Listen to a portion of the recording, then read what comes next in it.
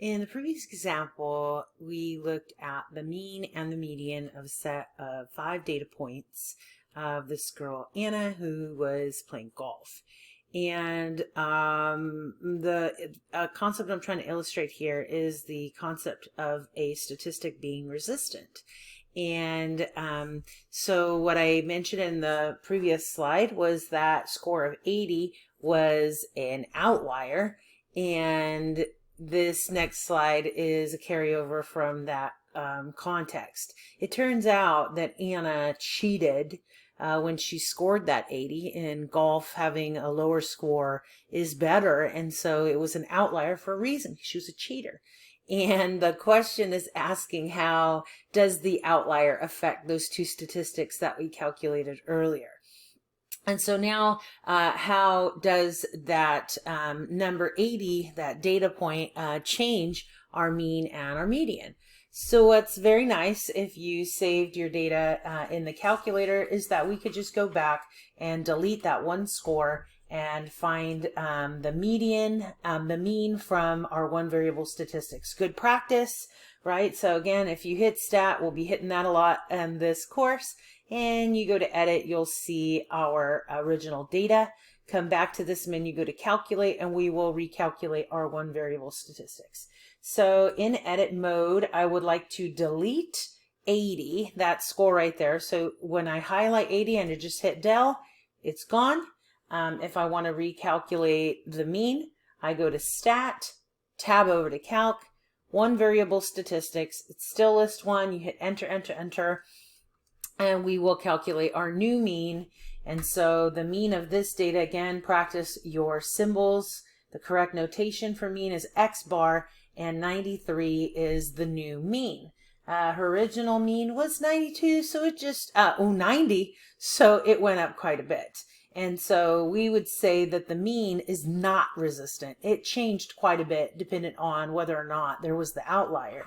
The median, however, when I recalculate it now, calculating the median of an even number of data points is like finding the middle, but there is no actual value that is the middle necessarily, or not, because I've got 2 dots on one side and 2 dots on another, and so you use the number line to determine what the median is. The median is the number exactly in between the two middles. So this is 91, 92, this is 95, 94, and so the median is between those two. The median is 93. And so a couple of things to illustrate here. The fact that an outlier is going to affect the mean more than it will affect the median. If you look at the median, it was originally 92, now it's 93. So it's just off by 1. That's how the outlier affected the median. But the mean was more affected. Her mean went up 3 points when the outlier was removed. So that's the idea of having a statistic be resistant and not resistant, and how an outlier is going to affect your data. So the mean was not resistant, the median was. A lot of what goes into statistics and what does it mean to be the center, this lesson is just about that idea that you've got numbers and then there's a number line, and if you compare your data set to a number line, the mean and the median are two different ways of saying what's the center.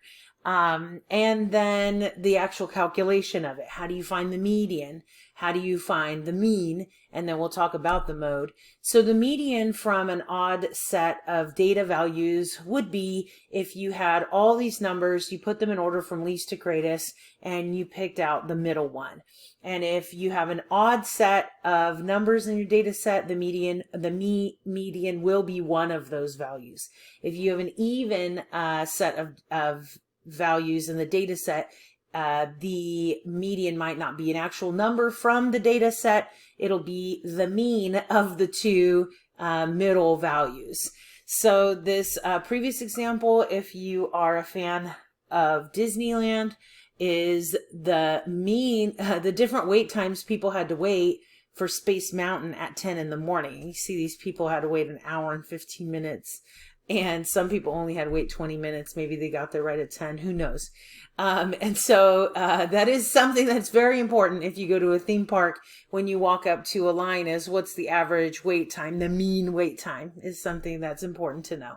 So if you have, again, an odd number of data values, you want to arrange them from least to greatest, and then you want to pluck out the middle one. If there's an odd amount, there will be a middle. If there's an even amount of data points, then you will take the mean of the two middle values. So this is the previous example showing if I had 11 different customers that were waiting in line, and then the second list was if I had 12 customers, and finding the mean of the 6th and the 7th customer would be how you would find the median. 1, 2, 3, 4, 5, 6. Yeah. 7, 8, 9, 10, 11, 12. Just making sure. So I know this is a lot of information. Mainly what you want to focus on is that the mode isn't used that often.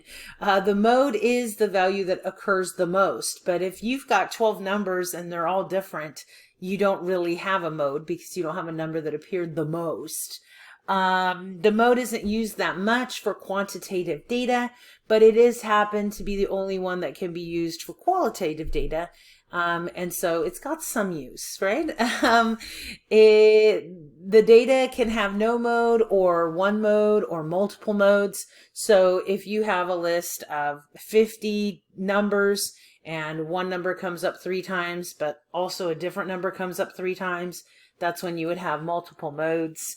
And when you're looking at a display of data, you having more than one mode is referred to as having bimodal data. The cute little thing from the author here is saying that you can try to remember having ice cream with your pie is a la mode. Sorry, I forgot why I put that one in there. It's just kind of cute. It's a la mode. Oh, I remember it because a la mode is, it's in the fashion, everybody's doing it, and mode happens all the time. So that was their little reference. Sorry. I forgot real quick. So, generally, like everything that you learn in this class, there are just the black and white questions. I'm going to give you a set of data. You have to calculate the mean, the median, the mode.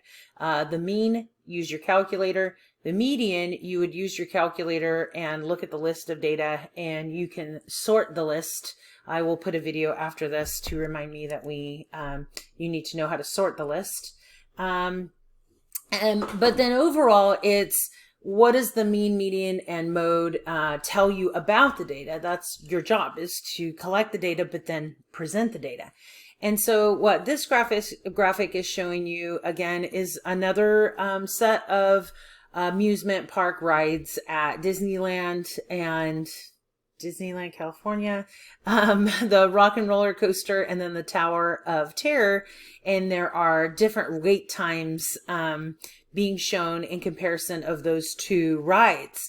Now the dot plot shows actual people and their wait times, but then what you have is a summary table down here at the bottom of the slide, and it shows that the mean, the median, and the mode of these two sets of data are exactly the same, even though the two data sets are not the same set of numbers. So it's kind of a lead in to the next section that talks about variability, that the center of the data can't be the only thing that lets the data speak, that you need more measures to be able to convey what the data is doing. Again, Rock and Roller Coaster, a little unpredictable. You don't know if you're going to be waiting 10 minutes or 110 minutes. Tower of Terror, that's a smaller window of predictability there.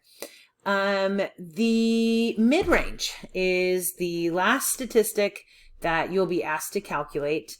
And the mid-range is the difference between the first and the last, the greatest and the least value. It is the mean of those two, not the difference. Sorry. So the definition of the mid-range, trying to move my face around the screen so I don't cover the millions of words here. Again, don't feel like you need to copy every single word down. You just need to calculate how to calculate the mid-range. So perhaps copy the formula down, and then these other bullet points are just different concepts related to the mid-range. It is midway between the max and the min. It is the mean of the greatest and the least data point. Because it only uses the max and the min, it is not resistant. It is very sensitive to extremes. Again, looking at our example of the girl who was playing golf, if I was calculating the mid-range using 80, it would be totally different than if I was calculating the mid-range where my least value was 90. So it's easy to compute. It helps reinforce the important point that there are a lot of different ways for us to describe what's the center of our data. And it's good to talk about the fact that it is a thing, but it is not how we calculate the mean. You add up all the values and divide by however many there are. And also when you look at the median, that you look at every single number in the list arranged from least to greatest. And that's how we calculate that measure of center. So again, the mid-range is a thing, but it is not a measure of center. So just one last thing that I will put in there, the author puts it in there, but on a test or in your homework, you will always be prompted that when these values come out to decimals, you should use one more decimal than the original data. So if you have only whole numbers, then when you calculate the mean or the median, if it comes out to a decimal, use one number after the decimal. The mode is going to be one of the numbers in the list, so don't worry about rounding that. Use it as is.